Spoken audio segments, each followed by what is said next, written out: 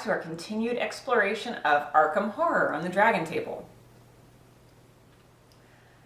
The first phase of the game is Upkeep. During Upkeep, you can refresh any exhausted cards that you used in the previous phase. For instance, Joe Diamond has a map of Arkham. If he uses it during his movement phase, he can exhaust it to get 1 extra movement point, which means he would turn it on its side, if you have room to do that. Or you can just remember that you used it. In any case, it would get refreshed during the Upkeep phase. The Upkeep phase is also when you do your planning for your turn. That's when you can move your sliders for your skills back and forth. The number of sliders you can move and how many times you can move them depends on the focus of your investigator. And that number is located directly above the skills. For instance, Mandy has a focus of 2. That means she can move 1 slider 2 spaces, or she can move 2 sliders 1 space each. Joe Diamond has a focus of 3, which is very nice. Jenny Barnes only has a focus of 1, which makes it a little bit more challenging. You have to, when you're working with her, you kind of have to, or working with any character that has a focus of only 1, you have to think multiple turns ahead sometimes to make sure that your skill is going to end up on the right spot for what you need it to accomplish some turns in the future. Obviously, at this point in the game, it's too early to predict what's going to happen. So we just do the best we can. And Michael McGlenn also only has a focus of 1. So the same thing applies to him, where you may have to think ahead of time how you're going to adjust the sliders. So now's the time when you plan out the turn. Michael McGlenn is going to be the first player, and he's down here at Ma's boarding house. The second player will be Mandy Thompson, the third will be Joe Diamond, and the fourth will be Jenny Barnes. And Jenny has an elder sign. Normally when you have someone with an elder sign, you want to send them directly into a gate because they can get through the encounters and come out the other side, close the gate, and take take a doom counter off the track, which I forgot to do during the beginning of our setup in the first video. When I opened this gate and placed the monster from this first Mythos card before the game even started, I should have placed 1 Doom token on Azathoth's Doom track, so I'll do that now. The Elder Sign unique item is the only thing in the game that will let you remove Doom tokens from the Elder One or the Ancient One's Doom track. So it's very, very powerful. However, there are 2 things that kind of make me think that sending Jenny directly into the gate is not the best idea. For one thing, there's a star spawn sitting on it. And I'm going to show you a close-up of this so that you can see what combat effects look like. See if we can get it focused. Okay. So the number on the lower left corner, the -3, means that when you do a will check for this particular monster, meaning you roll for your sanity first, is that you subtract 3 from your will. Not only that, but it has 2 little blue marks underneath of it. That means if you lose the will check, you lose 2 sanity. So unless you have a lot of will, it's going to be hard to fight this monster. Now on the right side is a -3 to your fight, and if you lose the fight, you lose 3 health. So he's a really particularly bad monster. He also has a toughness of 3. So in order to kill him, you need 3 successes. And a success is either a 5 or a 6 on a die, unless you're blessed, in which case it's a 4, 5, or 6. Or if you're cursed, ooh, focus. Or if you're cursed, it's only a 6. But see, he's a pretty nasty monster to deal with. So Jenny's not really prepared to deal with that monster. She does have a knife and a revolver, which gives her a combined +4 to her combat check. That's good. But even if I move her focus, or I use her, even if I use her focus to move her to 1 higher on the will, it means she would have a will of 4. So in rolling against this guy, she would be only rolling 1 die. Because remember, he has a -3. So instead of rolling 4 dice, she would roll 1 die. And if she fails, if she doesn't get a 5 or 6, she would lose 2 sanity. Not the end of the world, she has 6 to start with. But then she has to win a fight against him. And because I had to increase her will, increasing will means you lower fight, because those 2 skills are tied together on the investigator sheet. So now her fight is down to a 2, plus 4 with the knife and the revolver. That would give her a 6, but it's a -3 for his combat, which means she'd only be rolling 3 dice, and all of them would have to be successes in order to kill him because of its toughness. And that's actually more of a concern to me than her losing a couple of sanity points. But even if I went the other way and just said, okay, forget the sanity check, let's just let her lose two sanity. If I move her fight up and she goes up to a 4, she still would be rolling, let's see, 8 minus 3, she'd be rolling 5 dice, 3 of which would have to be a 5 or 6 in order to beat this monster. And if she doesn't beat it, she can't get past it, and she can't get into the Dreamlands. So it's actually probably a better idea for her to do something different, hope that a gate opens somewhere else that she can go into, and either send somebody stronger or more well-equipped after the star spawn, or wait and hope that the star spawn moves off of this gate. Not to mention that she has a low speed. So in order for her to even get there, I would have to spend her 1 focus point to move her speed up, because she doesn't have enough speed. She only has 2 speed right now. Because at the beginning of the game, you can set your sliders wherever you want to start with before the first upkeep phase. So normally you kind of start them in the middle, and then that way you're kind of prepared for whichever way you have to go. And I just set hers on the middle at 2 speed and 2 sneak. The other option would be try to get her sneak up so she could get past it, but then that decreases her speed. So she wouldn't be able to get there this turn anyways. So we come to our first decisions. Now, Mandy has 4 clues. If you don't have an elder sign, in order to seal a gate, you have to go through the gate. You have to encounter the experiences in the other worlds, first on the left side and then on the right side, and come back through the gate. And then you have to roll a skill check of either lore or fight, depending on which is higher. And that will close the gate. In order to seal the gate, you have to turn in 5 clue tokens. And once we have sealed 6 gates, we win the game. Yay! Like, that's going to happen. So you can close gates without sealing them, because sometimes you just need to manage the number of gates on the board, because remember, we have a limit. We can only have 6 gates on the board at a time. Or you can seal them, and that requires either clues or using an elder sign. So right now, that at the very beginning of the game, that star spawn is a very difficult monster to deal with.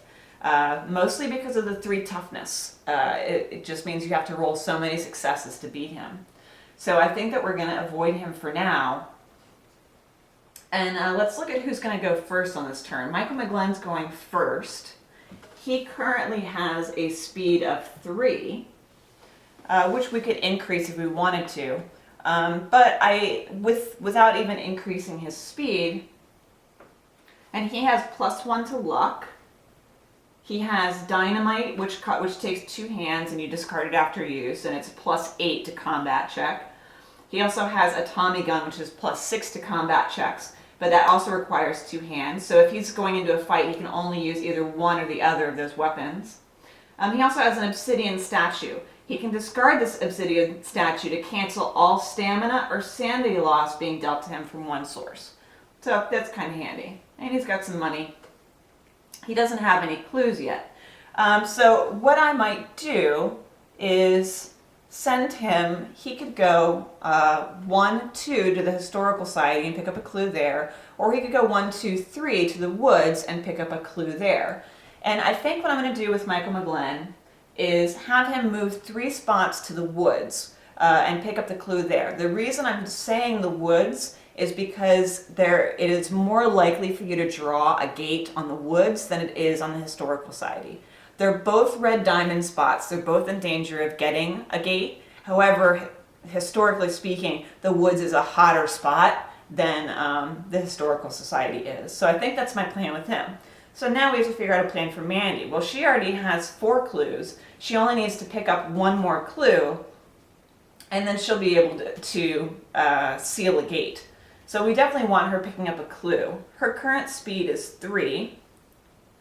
She could go to the science building, which is right over there. That would take 2 for her to move to the science building and pick up a clue there. And then she can either have an encounter at the science building, or she can do what the instructions say. And in the science building, if you spend 5 trophy points, which is when you kill monsters, the toughness points add up and you can spend them, or 1 gate trophy, which is when you seal a gate, you have to keep it as a trophy, and then you can spend that as well to gain 2 clue tokens. Now, obviously, it's the beginning of the game, hasn't killed any monsters yet, hasn't closed any gates, so she doesn't have any trophies to spend. She would have an encounter at the science building, which would be fine. And she gets a +1 to lore, she's got a revolver, and she has whiskey, which you can discard to reduce any sanity loss by 1. She also has Flute of the Outer Gods. In any phase, you lose 3 sanity and 3 stamina, and you discard the Flute of the Outer Gods before making a combat check to defeat all monsters in your current area. So whatever her current fight is, plus whatever she has that would increase combat checks, for instance the revolver, she would do a roll on, and if it's successful, then she would kill all monsters in that area. And an area would be, for instance, this region where Michael McGlenn currently is the south side. That would be considered an area. Where she is right now at Miskatonic University, that would be considered an area. So I think she's going to be going to pick up that clue token. Joe Diamond, what could he do? Can he handle that monster? Not really. He doesn't have a high enough will to pass the horror check, so he would definitely lose 2 sanity if he went after the star spawn. And then he would have to fight. It's just, ugh. He just would have to fight so much. But he has a focus of 3. He has his ability, or his skill, is speed. He gets +1 to speed, and whenever he spends a clue token to add to a speed check, he gets an extra bonus die. Because that's the other thing that you can do with the clue tokens. In addition to sealing gates, if you roll your dice and you fail a skill check, you can use a clue token to add an extra die to your roll. In the case of these people who have a special bonus, you can add 2 dice. But since he has +1 speed, I think I'm going to move one of his sliders all the way down so that he has the highest sneak possible. And he might actually be able to sneak past that star spawn, because his speed is 3 + 1, so it's still 4. He's still got a pretty high speed. But his sneak is a 4, and he has a dark cloak, which is +1 to evade checks,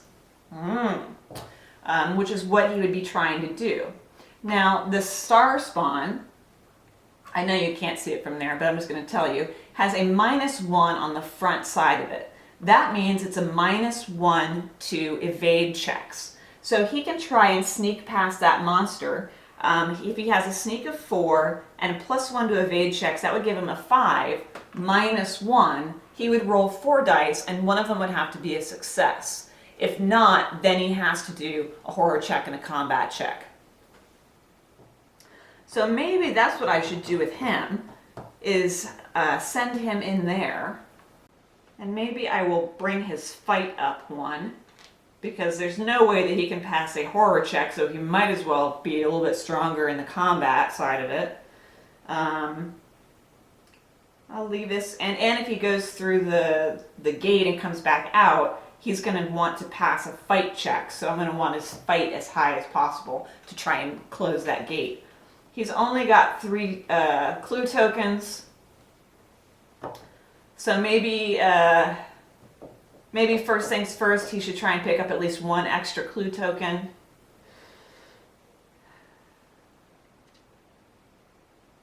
Yeah, we'll do that. So I'm going to move his fight down 1.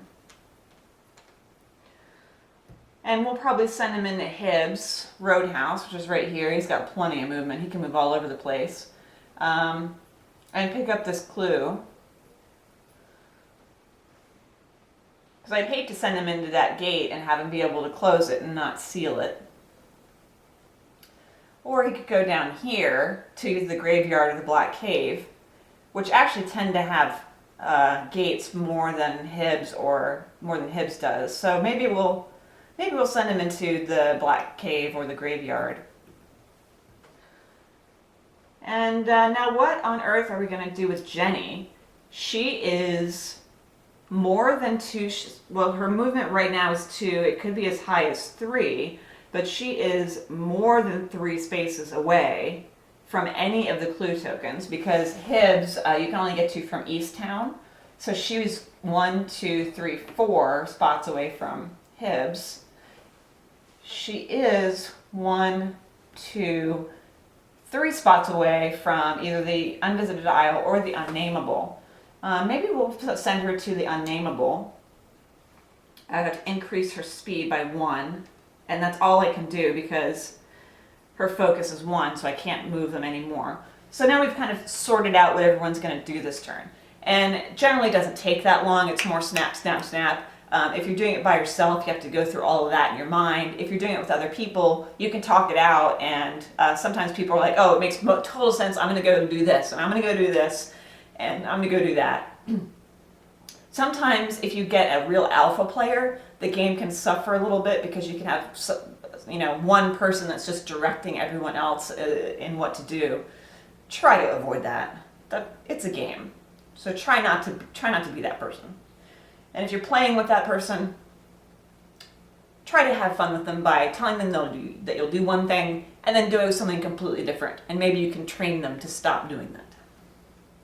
So let's have everybody take their turns. The next phase after upkeep is movement.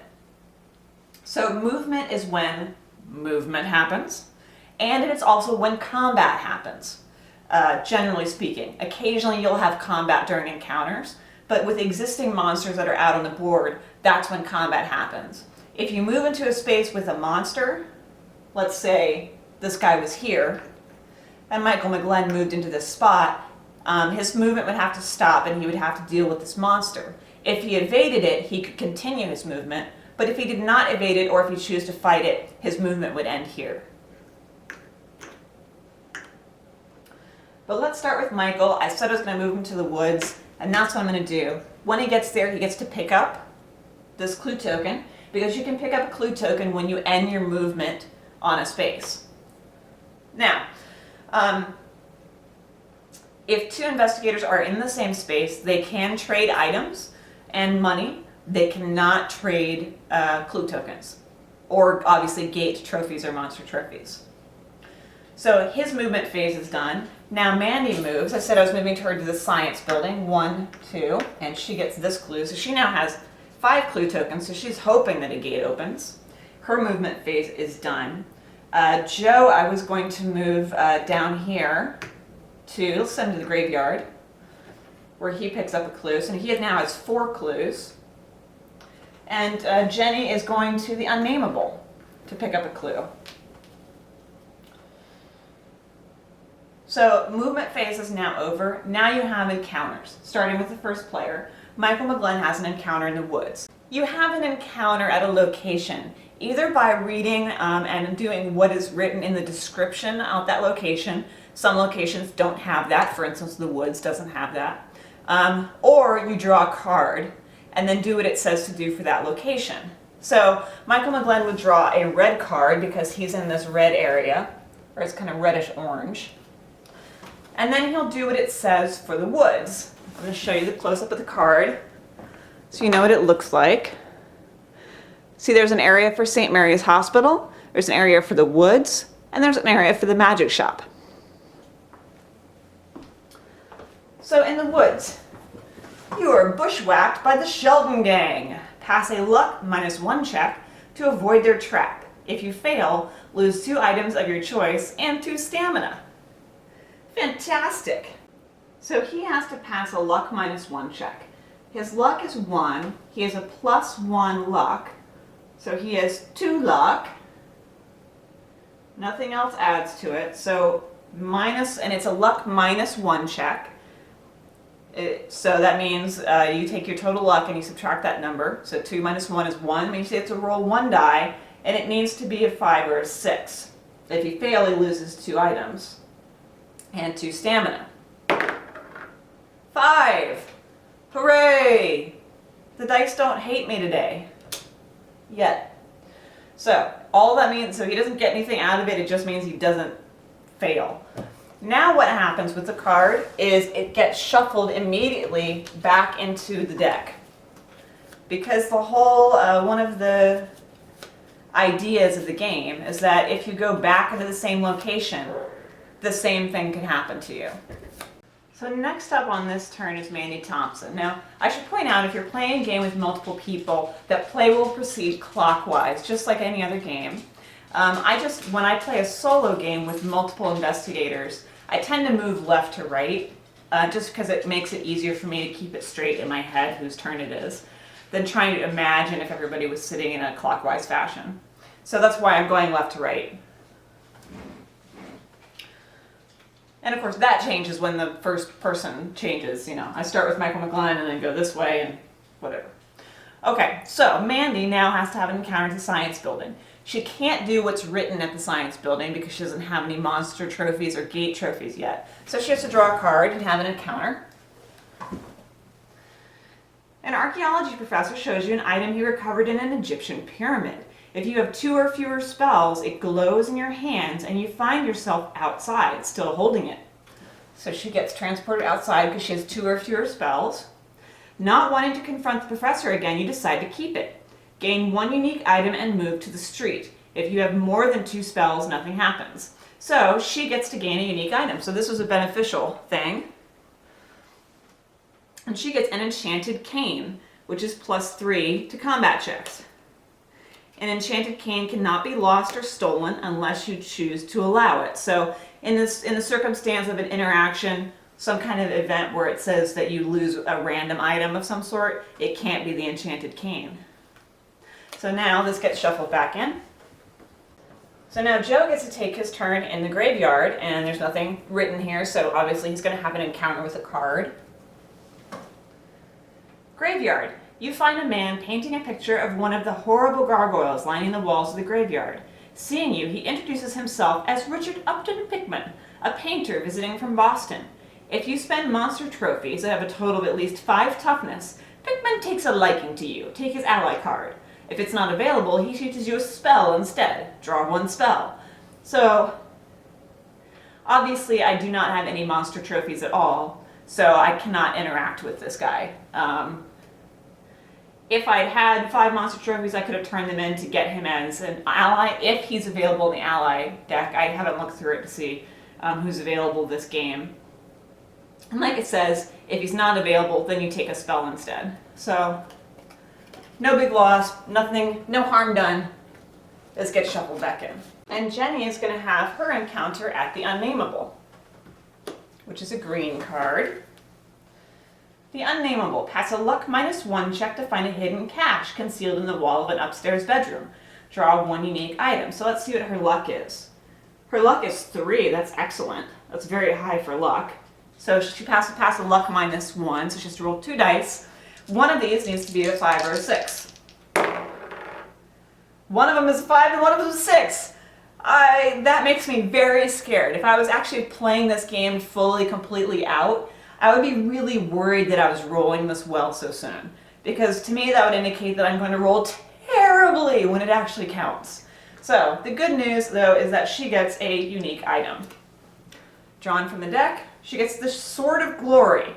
It's a two-handed weapon, and it's +6 to combat checks. So that's actually higher than her knife and revolver. But she does get to keep all of them. She doesn't have to discard anything just because she drew something with more hands on it. But it does mean, like I said, going into a combat, she'd have to choose which item she's going to use. So this gets shuffled back in.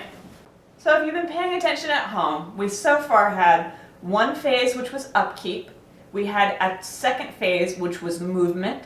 We had a third phase, which was Arkham encounters. Now we would have a fourth phase, which would be otherworld encounters, if any of the investigators were in the other worlds. None of the investigators are in the other worlds, so we skip otherworld encounters. If you're having an otherworld encounter, you draw from the otherworld deck, and then you do what it says on the card, depending on where you're located. There are colors located on each of these locations. Another dimension has all the colors. The Abyss has red and blue. City of the Great Race has green and yellow. The cards in the deck are colored. They have a colored edge, like this one is, for instance, yellow. So you would draw until you get the card that matches the color of where you are. And then you either do what it says for that particular location or other, if your location is not listed.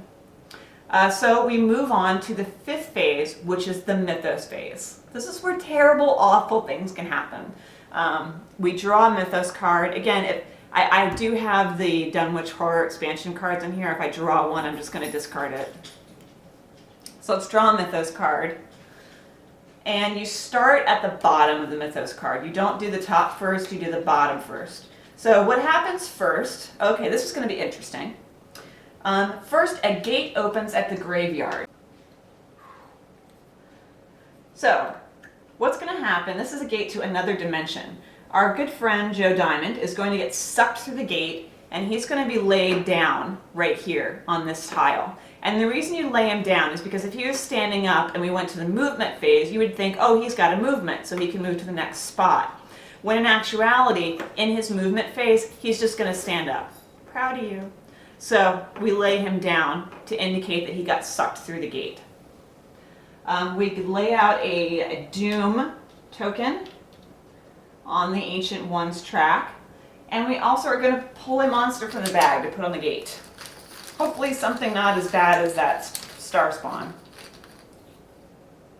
Let's see what we get. A zombie. That's not bad. Zombies aren't bad at all. I don't mind zombies. And they're really easy to sneak around. So he goes on the gate. And now we look at movement. On the white part of the card, I have a plus sign. Now, if you remember, the star spawn had a plus sign. So he's going to move one space along the white line, which will take him downtown. Because that's where the star spawn hang out. And on the bottom, it says to move the moon monsters on the black line. And the zombie happens to be a moon monster, so he moves into Rivertown.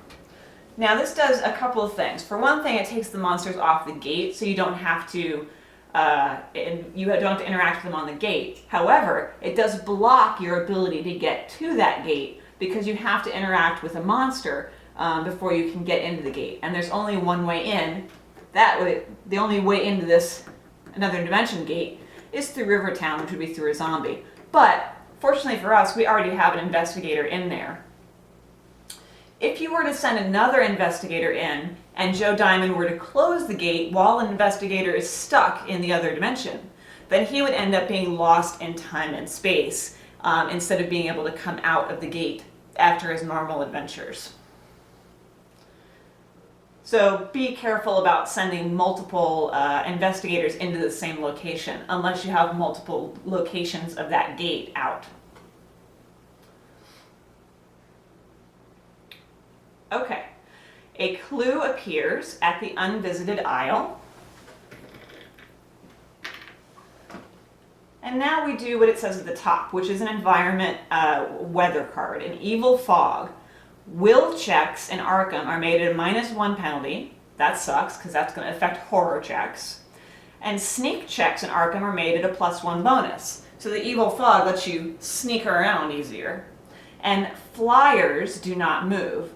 There are some monsters that have a light blue border that fly. They will go up into the sky and then they'll come back down on top of investigators. But as long as this evil fog is out, they don't move. Now I like to place my environment cards out in the middle of the board so that I remember that they're active and I can refer to them easily. If you put them off to the side, it's easy to forget that there's a weather card in play. This card will stay in play until we get another environment card of any type, or a card that says discard all environment cards.